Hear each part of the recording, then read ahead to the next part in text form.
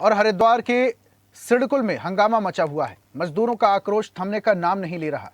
वेतन वृद्धि, 2 गुना ओवरटाइम और महंगाई भत्ता मांगते हुए पिछले 5 दिनों से सैकड़ों मजदूर श्रम विभाग के बाहर धरने पर हैं। सिडकुल में चल रहा यह पूरा मामला नोएडा वाले बवाल की याद दिलाता है। जिला प्रशासन और उप श्रम आयुक्त विपिन कुमार बैठक पर बैठकें कर रहे हैं, लेकिन मजदूर संतुष्ट नजर नहीं आते, जिसके चलते सिडकुल क्षेत्र के अधिकांश कंपनियों के बाहर धरने पर बैठे हुए हैं मजदूर। सिडकुल की फैक्ट्रियों से सैकड़ों मजदूर वेतन वृद्धि जैसी बुनियादी मांगों को लेकर सड़कों पर उतर आए हैं। सिडकुल में यह हंगामा पिछले 5 दिनों से लगातार जारी है। मजदूरों को मिल रहे 12,000 की सैलरी में पीएफ, ईएसआई कटने के बाद महज 9 से 10,000 ही हाथ में मिल पा रहे हैं, जिससे महीने का गुजारा भी नहीं हो पा रहा है। आटा, दाल, चावल, पेट्रोल और गैस सिलेंडर जैसी बुनियादी चीजों के दाम आसमान छू रहे हैं।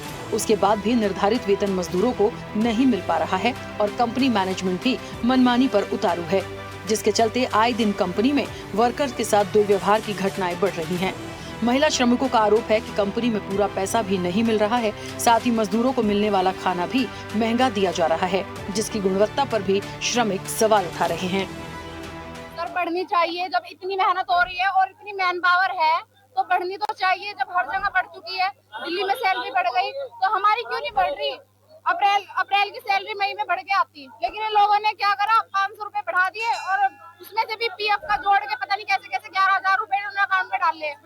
12 घंटे में हम लोगों का एक भी टी ब्रेक नहीं है। 12 घंटे में सर और हमको टॉयलेट बाथरूम जाने के लिए इतना ज्यादा टॉर्चर करा जाता है। 1 मिनट का जवाब दो, लेट क्यों आ गए? अगर 1 मिनट लेट पंच होता है ना हमारा सुबह में, तो आधा घंटा हमारा माइनस कर लिया जाता है सर। हम कहेंगे 8 घंटे के 20,000 करो, सैलरी बढ़ाई जाए। हम इस बारे में ये कहेंगे, हम सारी मैन पावर एक है, हमारे 20,000 करो 8 घंटे के। ज्यादा महंगा खाना है, 43 रुपए प्लेट है और जिसमें के थर्ड क्वालिटी का खाना है। दाल बिल्कुल पानी, थर्ड क्लास का खाना मिलता है और सबसे कम सैलरी है यहाँ पे। आज सरकारों को, अधिकारियों को चाहिए था कि इनके नेतृत्व को बुलाकर इनसे बात करें कि आखिर तुम्हारी परेशानियां क्या हैं, तुम्हें क्या चाहिए, तुम्हारी क्या दिक्कतें हैं। आज ओटी का दुगना भुगतान नहीं होगा, आज कोई इनका जो रिवाइज नहीं किया जाएगा वेतन को लेकर। आज जो 10 साल से 15 साल से जो पुराना वर्कर एक फैक्ट्री में काम कर रहा है उसके लिए कोई पॉलिसी नहीं, हेल्थ की कोई पॉलिसी नहीं। ये सारी परेशानियां इनके सामने थी, आज मजबूरी में निकल के आया। आज मजदूर आज कान खड़े हैं प्रशासन के, और हम कहना चाहते हैं आज भी मौका है, कंपनी मालिकों पर लगाम लगाने का काम करे, ठेकेदारी प्रथा सिडकुल से खत्म करे। मौजूदगी इस समय सिडकुल क्षेत्र में, और सिडकुल क्षेत्र की बात कर लेते हैं। आज एकम्स कंपनी रोड पे उतर आई है। हालांकि इनकी बड़ी समस्या है, इनकी समस्या जानने की कोशिश करते हैं, क्या इनकी समस्या है, चलिए बात करते हैं। क्या नाम है आपका? पूजा। पूजा जी, क्या समस्या आपकी जो आप रोड पर? रिक्शा वालों ने तो बढ़ा दिया 1200 रुपए, एकम्स ने बढ़ा दी 500 रुपए, बढ़ाएगा नुकारी हमने पैसे बढ़ा दिए। क्या बढ़ाया उसने? सिलेंडर महंगा हो रहा, दूध पर भी पैसा बढ़ गया, दही पर भी पैसा बढ़ गया। 12,000 में अपने बच्चों का क्या भविष्य कर लेंगे हम? पढ़ाई भी बताओ क्या कर लेंगे? कुछ हिसाब लगा के देखो, 1 रुपया भी नहीं बचता। और क्या वो 12,000 रुपए उसमें से पीएफ भी काट रहे, सब कुछ काट रहे, उसमें से ऐसा हमारे पास क्या आता है? 10,000, 9,000। आपकी सैलरी 9,000, आपने 12,000 रुपए बताया, कितने घंटे की है ये? 8 घंटे की इतने की सैलरी दे रही है। कम से कम वैसा तो पैसा दे दो जो हमारे बच्चे का भविष्य सुधर जा। हम मजदूरी कर रहे, टॉयलेट में जाती है लेडीज, उसका टाइम नोट किया जाता है। बात करने की कोशिश करते हैं, यहाँ और लोग भी है। क्या नाम है आपका? पवन कुमार। आप पवन जी, क्या समस्या है आपके सामने? समस्या सैलरी की है, बच्चों की है। बच्चों का भविष्य कहाँ से रहेगा, क्योंकि हमारी सैलरी इतनी मिल रही है कि हम उससे अपना बच्चों का पेट नहीं भर पा रहे। हमारा गैस इतना महंगा हो गया, आटा, तेल, हर चीज पे रेट बढ़ रहा। और तो और ऑटो वालों ने रेट बढ़ा दिया, लेकिन हमारी सैलरी बढ़ाने का कोई नाम नहीं। 2 साल हो गए, 2 साल में हमारा 1 भी रुपया नहीं बढ़ा। मुझे 2 साल से प्लस अकाउंट्स के साथ काम करते हो गए, इतनी मेहनत, इतनी लगन से काम करता हूँ, लेकिन कोई नाम नहीं। किसी पैसे बढ़ाने के लिए ना बोलते हैं तो बोलते हैं तुम्हारा कार्ड लॉक कर देंगे, तुम्हें भगा देंगे। ये कोई नियम नहीं है हमारे।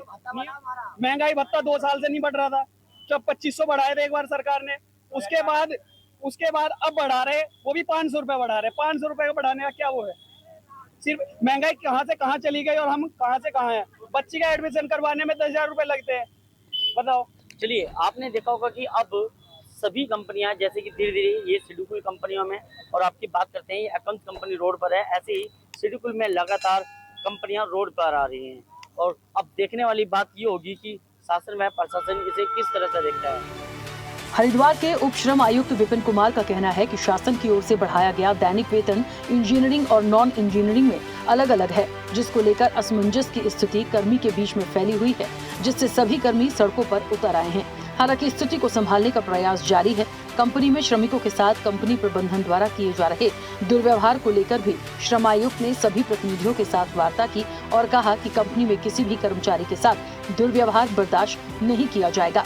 शिकायत मिलने पर कंपनी प्रबंधन के खिलाफ कार्रवाई भी की जा सकती है।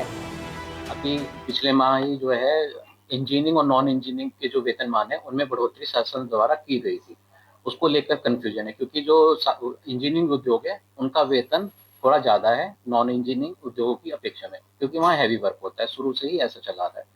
तो कुछ लोग इसमें डिसाइड हो रहे हैं कि जो इंजीनियरिंग उद्योग के हैं वो भी जो नॉन इंजीनियरिंग उद्योग उनको वेतन मिलना चाहिए। साथ ही कुछ जो समस्याएं हैं उनकी वो ओटी की भी समस्याएं बता रहे हैं। ओटी में उनको क्लियर कर दिया गया कि अगर कहीं पे भी कोई ऐसी शिकायत है तो वो यहाँ पे लिखित रूप में दे, जो अगर कोई ओटी करा रहा है सिंगल तो उसके खिलाफ कार्रवाई की जाएगी और डबल ओटी निश्चित रूप से दिलाई जाएगी। सिडकुल में मजदूरों का संघर्ष जारी है, लेकिन जिला प्रशासन और श्रम विभाग की कोशिशें भी रुकी नहीं है। वेतन वृद्धि, ओवरटाइम और दुर्व्यवहार जैसे मुद्दों पर बातचीत तेज हो गई है। अब देखना होगा कि क्या ये आंदोलन नोएडा मॉडल की तरह भड़केगा या श्रम विभाग शांति से इसका समाधान निकाल पाएगा। हरिद्वार से स्वदेश न्यूज के लिए धर्मराज की रिपोर्ट। और ऐसी ही ताजा खबरों के लिए लाइक, फॉलो और यूट्यूब पर सब्सक्राइब कर बेल आइकन जरूर दबाइए और हर अपडेट के लिए विजिट कीजिए स्वदेशलाइव.com।